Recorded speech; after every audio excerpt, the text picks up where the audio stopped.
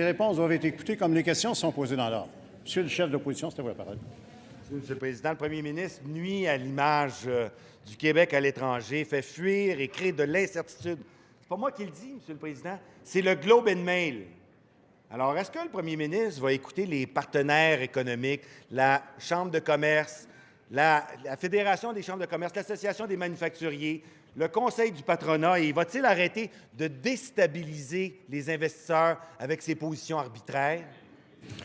Monsieur le premier ministre. J'espère que notre collègue va écouter avec attention les remarques de tous les organismes qu'il a mentionnés sur l'idée de la séparation du Québec. Parce que là, en parlant d'instabilité, là, Monsieur le Président, on est dans l'instabilité des ligues majeures.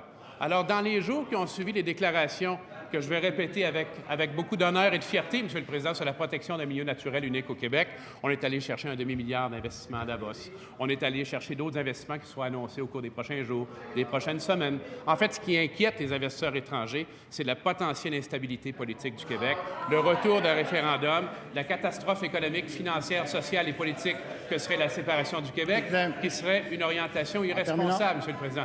Il est le porte-parole du pétrole qu'il le reste. Complémentaire, Monsieur le député de Sanguinet.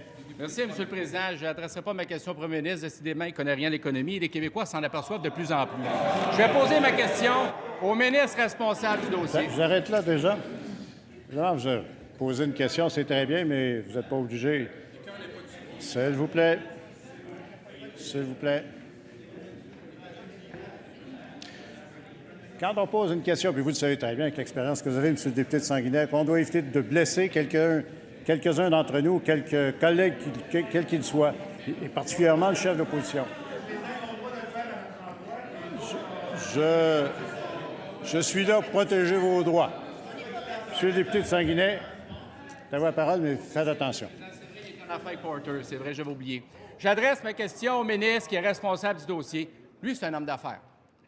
Lui, là, il peut-tu nous dire qu'il est pour un bris de contrat? Un bris de contrat qui va faire en sorte que les investissements étrangers vont s'en aller, qui va miner le climat économique du Québec, qui va être mauvais pour le milieu des affaires?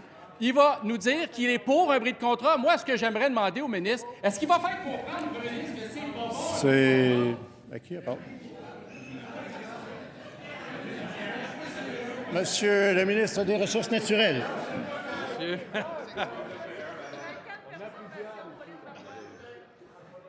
Monsieur le Président, je pense que le député doit comprendre là, que quand on a un projet, il y a plusieurs conditions qui sont réunies pour que les projets au Québec puissent se faire de façon responsable.